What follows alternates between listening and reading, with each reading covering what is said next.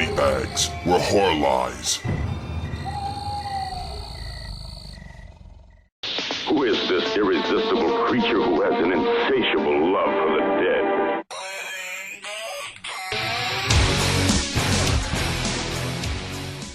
Hey guys, happy Saturday. This is your Fright Chick speaking. Okay, so I'm filling in for Dave today, and I have picked 1992's Hellraiser 3, Hell on Earth. I don't really know why I picked it. I think I just picked it at random. But I kind of picked it because obviously we haven't really done many of the Hellraiser films, and there are a lot. There's like 10, I think.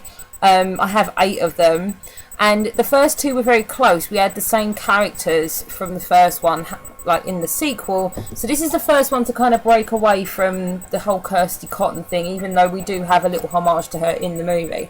Okay, how the hell am I going to review this? So we kind of have a few subplots going on. So basically, there isn't much, just to warn you before you actually put this in, there are hardly any Cenobites in this. There's not that much Pinhead either. Even, like, more so than Hellworld, though. That was terrible. There was like 2 minutes of it. But anyway, so we have Joey Summerskill. She is a reporter. She literally gets all the shitty, like, tiny little news station, but she gets the crappy stories and all this sort of stuff. We have her. Then we have a girl called Terry. She becomes kind of prevalent to the plot later on.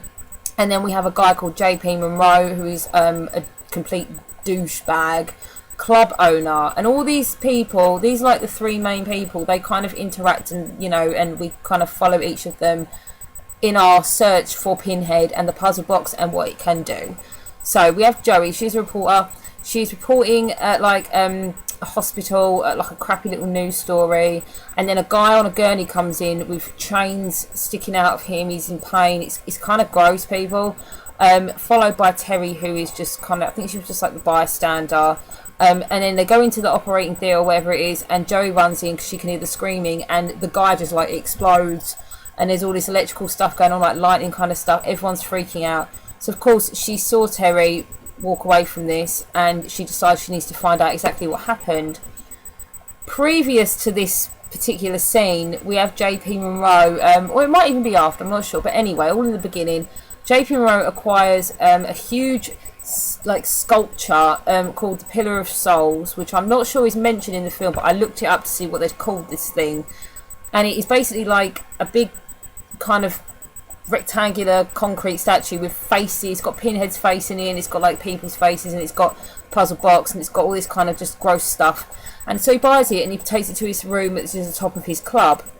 Terry is his girlfriend, or kind of ex-girlfriend, because she kind of leaves him halfway through the film. So they're all connected like that.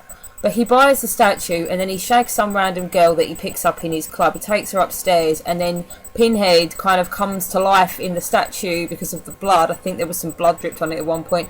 And he kills the girl in one of the best kills in any of the Hellraiser movies, where he kind of picks her up with chains and he skins her, and she's just kind of screaming, like all muscle and no skin, and it's just really gross. And then he eats her, so he kind of like eats her soul but just devours her. And then he gets JP Monroe on side to basically give him more souls, because he needs them to come back into his full power. Because if you had seen the second one, or even if you haven't, there was a point in the second movie, I think it was near the end, where Kirsty Cotton gave Pinhead a revelation, kind of, did something with the box, and it kind of split him in two. It wasn't really touched on too much in the second one. It was kind of only a moment.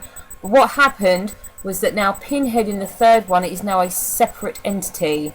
He is just the evilness that was Pinhead, all in one being, and the humanity that he had, which is basically like a human alter ego, played by Doug Bradley as himself, sort of thing, is also separate and is stuck in limbo.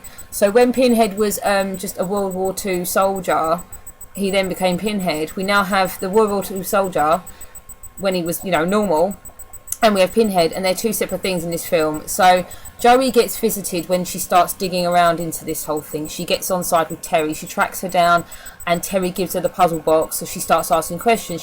She really digs into it, and she finds out about, the World War II guy. I think his name is Elliot Spencer. Pinhead's real name is Elliot Spencer, people. And he comes to her in various ways. He comes to her through the windows. He comes to her through the TV. There's at one point with a little homage where she's watching cassette tapes of Kirsty Cotton, because obviously Kirsty Cotton went through this and knows what the box is, so she finds that out and she looks at the tapes of when she was in the institute, and he talks to her through that. And it's kind of cool because obviously we're not just dealing with Pinhead, we're dealing with the other half of him, which is really, I liked it. I liked it. It was kind of crappy, but it was good as well. So that's basically the whole movie, is that Joey is digging around trying to figure out what this box does. Terry is flitting between Joey and then flitting back to JP, who wants to give her to Pinhead. She then turns her tables on that and becomes a Cenobite herself. So yeah, that is literally a good whole chunk of the film. It's just flitting between these three, basically asking questions. That is what they do. There is no Cenobite action, there is nothing like that. There's not really any deaths or anything. There is just a lot of talk. Then we get to like near the end of the film, and Joey finally opens the box. She finds out Terry's a Cenobite, which is it was kind of cool, you know, when they, yeah, I'm going to say this, there was, I think there's only two, Cenobites in the whole film, if I remember rightly, and Pinhead, and that's it, because I think the whole point is that you're meant to be focusing on the Pinhead storyline. So anyway, we get a bit of Cenobite action where she's running through the city, she's running away from them, because obviously they want to eat her pretty much. She runs into a church at one point, which I found hilarious, because she's saying to the priest, "They're after me, there's demons after me." He's like, "There's no such things as demons," and Pinhead blows the doors open and she goes, "Then what the fuck is that?" And it was really cool. I was like, yeah, that's awesome. I like that line a lot. Like I said, we have Elliot Spencer, Pinhead's alter ego, talking to Joey throughout the movie. He tells her that she needs to bring Pinhead and the puzzle book to his dominion, which is Limbo. Like, just to go through the window and take him there, so that if she brings him to his world, he can take care of him for her. At this point, she's been having this recurring dream about her dad, who died in the Vietnam War before she was born. So she's on the front lines. So they use that a lot. Like, there's loads of references to that a lot throughout the whole film, which just really didn't make much, it was kind of pointless. I think it would have been better if, the Limbo was just, a black room or something. It would have been much more effective, because it's just weird. I was like, why are we here? It's just stupid. But yeah, so obviously we hit the climax of the movie, and Pinhead and his normal self are brought together. Joey is stuck in the middle. She can't really do anything. This is, way over her head.